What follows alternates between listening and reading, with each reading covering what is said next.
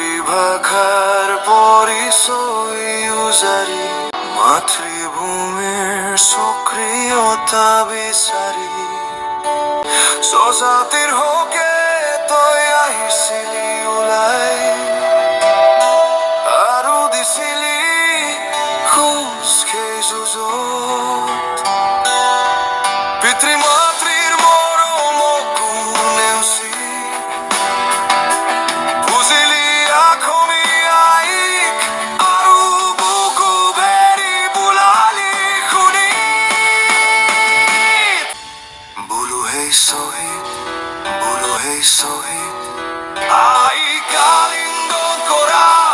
সেই শ্বহীদৰ নাম লৈ